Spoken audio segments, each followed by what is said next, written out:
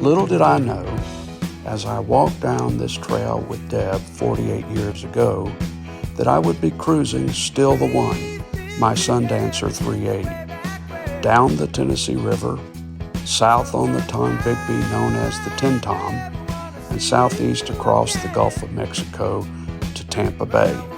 My desire is to document this trip, to share with my family, because they are still the one to me. And if you'd like to come along on my journey as well, I hope you will enjoy.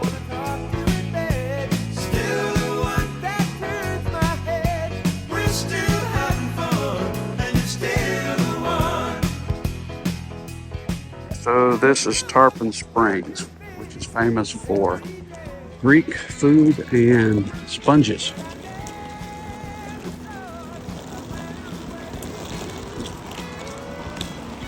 Although the Tarpon Springs really isn't the focus, it's the Greeks. Sponge capital of the United States.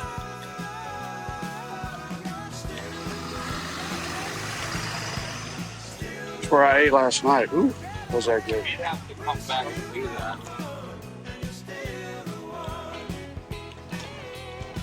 How you doing?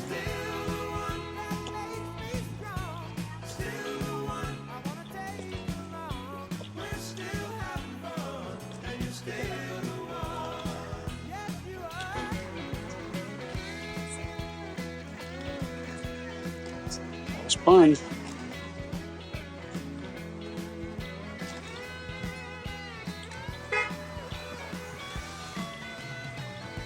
You in a hurry?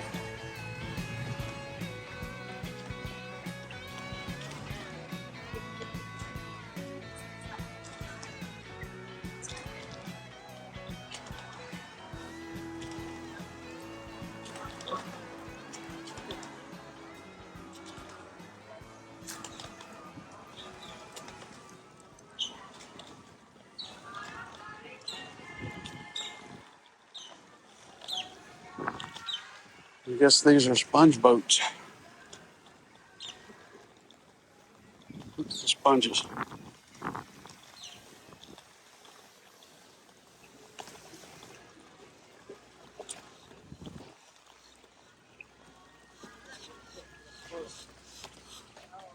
Large not fitted?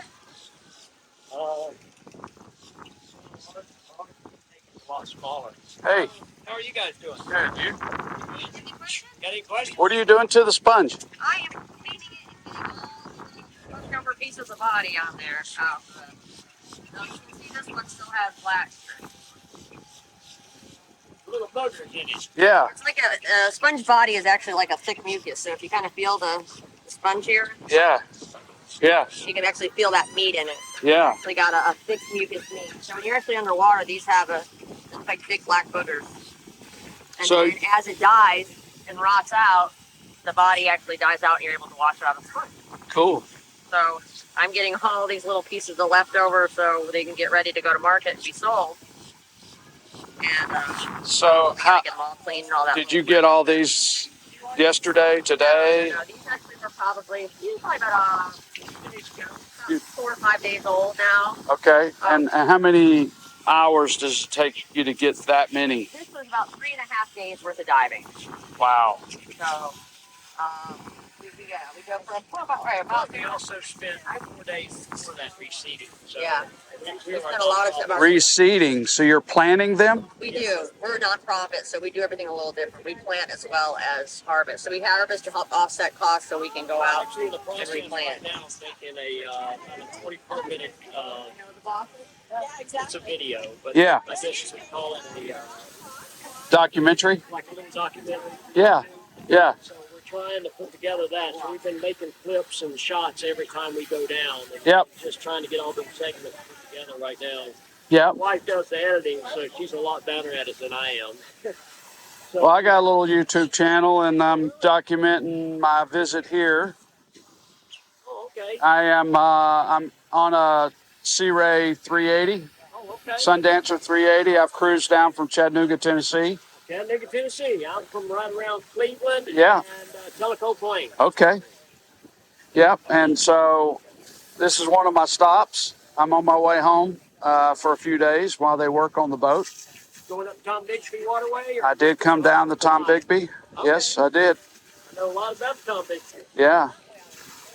So I'll post this on my YouTube channel. Is there any is there a website or something that you guys? Let me get you some stuff there. I apologize. No, don't apologize. I'm Down here, over water. So every year they make that migration. Honey, where's the right here? Oh my God. fantastic. Here's the stickers. You gotta cut us on an off day. Yeah. So you see right here, this is a weight belt. I think it's 78 pounds I got on here. Yeah. It's kind of different than any kind of diving because I wear boots down there. Okay. So once you step off the back of the boat, you go straight down. You got to clear your sinuses and ears and everything on your way down. Right.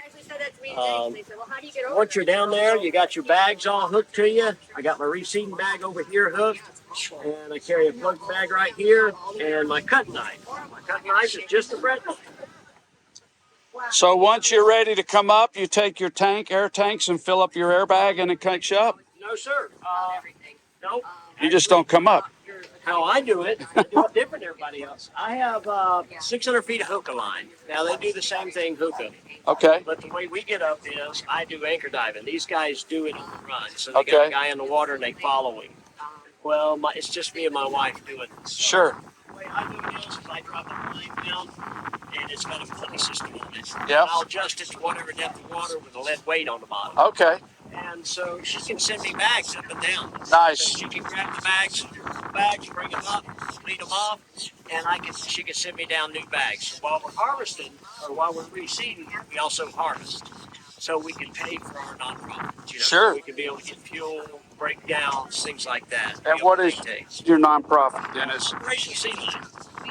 Oh, so you're trying to help save the sea lions, huh? Oh, no. No. We work with the right whales, the dolphins, sea all of them. turtles. Yeah. Yes, sir. Okay. Manatees. Okay. Anything that's in trouble or has any problems. Right. Whether we capture them and then we bring them over to Harbor Branch. Yeah. We'll meet up with them, or these guys will take it, and then they fix whatever's wrong with it. Yeah. And sends it back. Or if there's lines, entanglement, things like that with lobster lines and everything on the East Coast. So, right. But we'll be here for another month and a half before we head over there. Right whale season's coming into season, and they're getting ready to migrate south again and give birth to the young. And you can see we got some there. There's less than, I think, 350 left of the right whales. They're going extinct very fast. White whales? Yep. What kind of whale? Right whales. Right whales. Like your right hand? Yeah. Right whales. Okay. They were named the right whales by the harpoon guys and everybody that used to harvest them for oil and things like that. Almost hunted them to the brink of extinction. Now we're having trouble with them getting caught in the lobster lines. We have guys that put out what they call Atlantic drift nets, which is a 1.5 mile long net, big curtain, and they just swim right into it, get entangled and drown. Yeah. Sad the way they do some of the illegal stuff, but that's just the way life is. We're trying to put a stop to a lot of it. Right. But there's a lot of entanglements, and then now we're having a lot of problems with the ships nowadays because the ships can run 35, 40 knots. They're supposed to slow down in the whale sanctuaries to 12 knots, but they don't. Yeah. You know how it is, everything. And then they hit one and kill it. They hit it, they come in, they're on the bulbous bow. If you check out my website, you'll actually see them wrapped up on the bulbous bow, just like wow. Yeah, so y'all live aboard? We live aboard while we're on the boat. Yes, yeah. Sir. Pretty much a lot of the time we're out here, whether we're reseeding or we're working with the right whales, like I said. Yeah. This here, when we started sponging, it was kind of one of those things. We started sponging to kind of bring in extra money to help with our missions that we had going on. Once we got out there and started talking to everyone and we started doing it ourselves, we started noticing, look, something needs to be done about reseeding, putting back what's been taken out for the last couple hundred years, or 150 years. So we decided to get in touch with UF, and so we've been going back and forth with these guys, and we're waiting back to hear what they want to do. Well, we're kind of just started our own reseeding program. And what is a seed? Okay, so when I'm in the water, I'll take one like this right here, a little bigger. You can process anything over 5 inches in diameter. I'll take one like this and cut it. It will grow back. and I'll cut this into 6 or 9 pieces, little bitty pieces. And I walk through, and I will put them into the reef, into the crevices, The coral? cracks of the coral in the Yes. reef, and it will attach itself and regrow. And start growing. Yes, sir.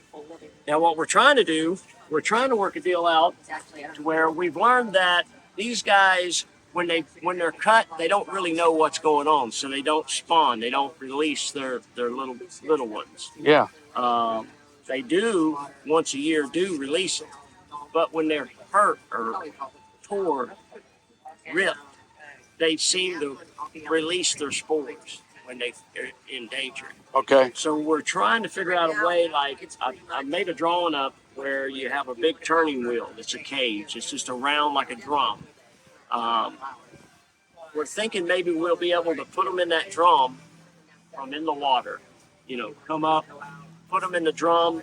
The drum's half in the water, half not, and have that drum turn like a dryer. And they'll release the. We're thinking it will. Okay. So we're wanting to build one and see if that works. Something that you can attach with like pins, or you know what I mean, or And when you're traveling, it will just naturally. Yes, sir. Seed that and way. If that is the case, then one of these could release I don't know how many hundreds of babies versus going down and cutting and seeding the way we're seeding.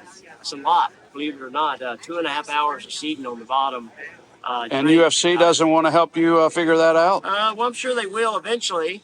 It takes a while not to be a fly-by-night kind of thing. I'm sure a lot of people. You're trying to, yeah, I get it. That's where we're at right now. We're trying to put something together. We don't know for sure, but I've been cutting. I've got samples for them where there's some disease in some of them, so I cut the disease where they're dying and rotting, and I'm going to ship them off to a friend of mine up at UF, and they're going to try to tell me what's going on with them. Nice. So maybe we can get smarter on this and be able to make a difference. At the end of the day, a lot of people say, and even the sponge divers tell you, oh, they're plentiful. No, you're never going to over sponge. There's no way. Well, just look how clean our waters are. You take a sponge this size right here, and a sponge this size will almost do a private swimming pool a day. It'll clean the water. Ooh, that's how much water just one of these will do. And if you think back 20, 25 years ago when me and you were young men, all along through this coastline was so clear you could see the bottom, no problem. And now, that's not the case.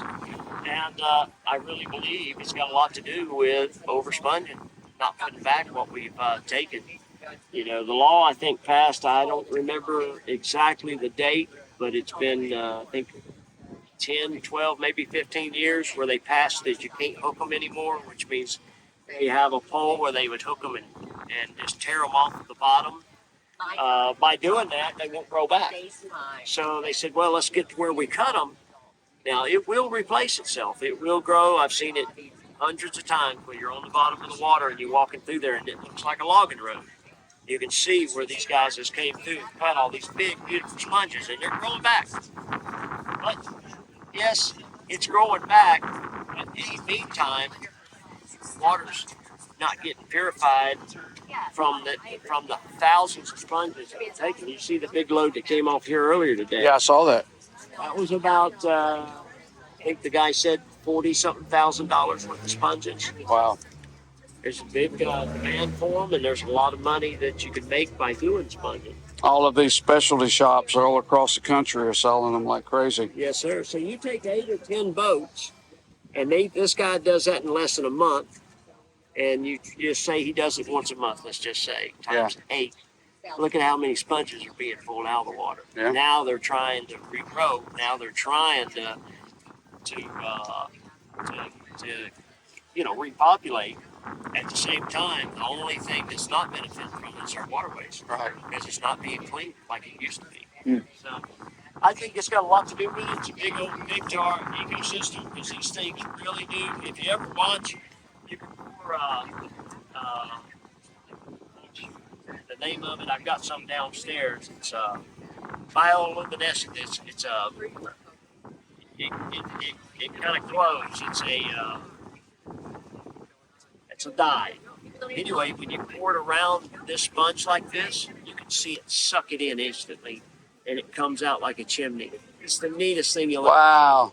It's literally pulling in all of the bad stuff out of the water, eating whatever it can eat, and then releasing all the good water right out the top.